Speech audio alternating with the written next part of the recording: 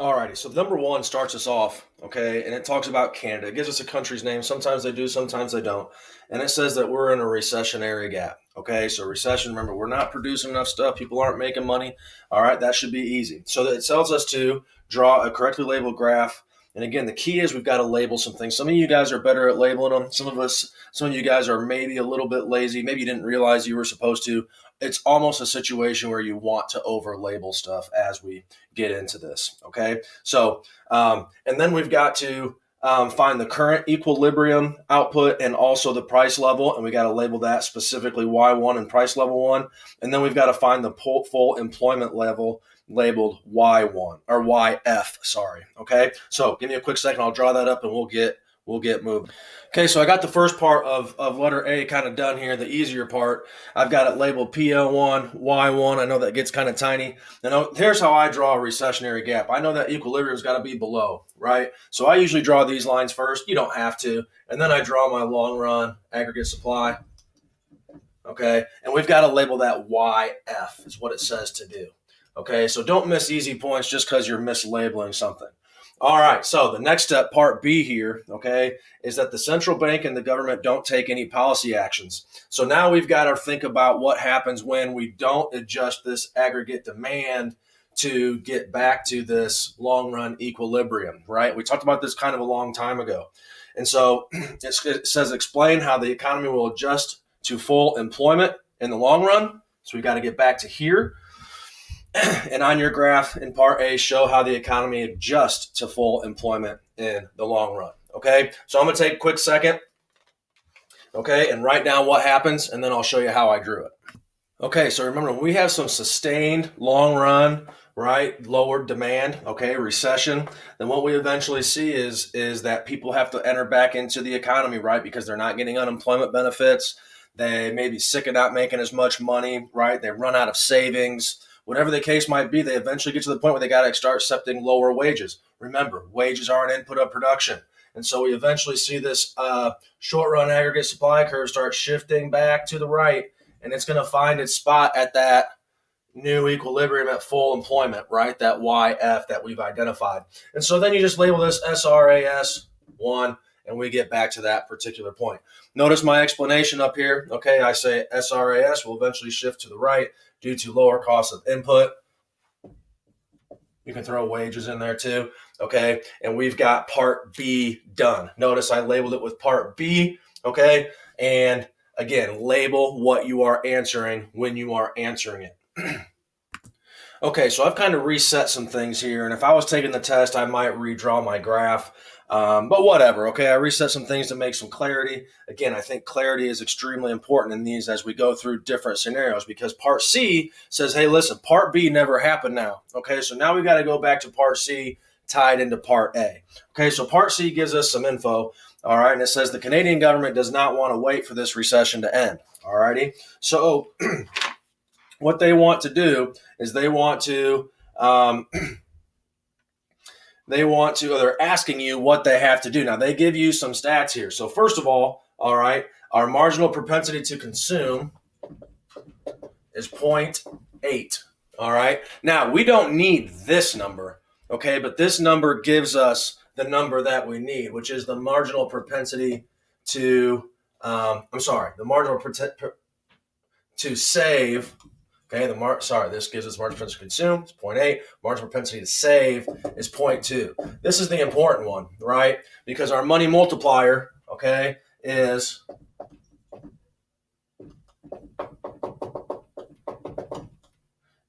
one over our MPS, okay? So we need that number, all righty? Now, that equals 1 over 0.2, all right? Our money multiplier equals 5. Okay, so however you write that, again, I put boxes around things simply because that's what I need to eventually show people. Okay, now it also says that we have an equilibrium real output of 500 billion and full employment output is 540 billion. Okay, so it kind of goes on to say, like we said, that we have this recessionary gap. So we've got a $40 billion recessionary gap. Okay, and we've got to apply, all right, how much does our government need to increase it's spending, okay, to cover this gap, because it's not 40 billion. We've got to apply this money multiplier. All right, so the money multiplier, we've got to figure out how much money we need to spend to equal 40 billion. Okay, so it's X, okay, times 5 equals $40 billion. Okay, real simple. You take that 5, divide it into 40. So for part 1 here, when the government's increasing spending, you should end up with $8 billion. Okay, that's how much they need to increase spending by. Notice I label my answer with my lowercase I Roman numeral. Okay, part 2 says, okay, we're not doing spending. We're going to cut taxes and spend instead. Remember, our tax multiplier, okay, give me a quick second. Okay, so remember our tax multiplier is our money multiplier minus 1. Money multiplier was 5. Our tax multiplier equals 4. Kind of a tricky one to remember. Practice it a few times, miss it a few times, know what you got to do. All right, so now we've got X times 4 equals 40 billion.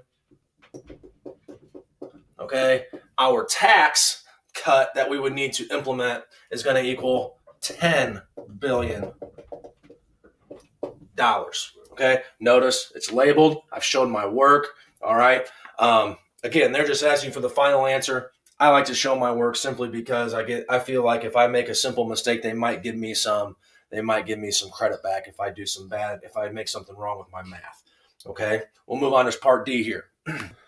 Just a quick little addition here. It says calculate the minimum change and indicate the direction of change in government spending. So government spending would increase.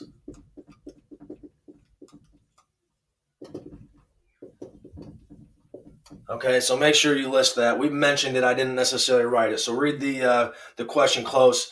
And this would be a taxes decrease.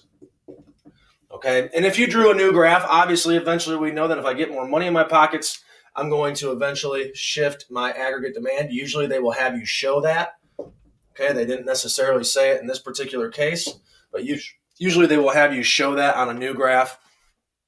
I'm kind of adding to what they asked me to do, but they do have you do that sometimes. Okay, so for part D, all right, again, we've erased part C, right? We're going back to our original graph here. So part D has nothing to do with part C, okay? Because it says assume instead that the Canadian Central Bank, right, takes actions to restore the economy to full employment, all right? Now, here's the connection that you've got to make. Now, it's going to ask you to draw the money market graph. Okay, and here's kind of the connection you've got to make is when the Fed makes a decision, when the central bank makes a decision, it can only control the supply of how much money the bank is allowed to loan out. Okay, it can't make us borrow money. If it could make us borrow money, if they were holding a gun to our head and said, you borrow this money or we will kill you, then we could say, okay, well, that's going to change my demand. Okay, but remember, this is free market activity. So the Federal Reserve can't necessarily decide to say, hey, listen, we're going to make you borrow money. What they do is they decide that they're going to increase or decrease the supply of money so that we can afford more money to borrow, right? And if we can afford more money to borrow, we're spending more money. It's going to affect our demand on an increase, okay? So what the Federal Reserve needs to do, the central bank, sorry, I'm referring to the United States Central Bank, all right, is we need to lower interest rates, okay?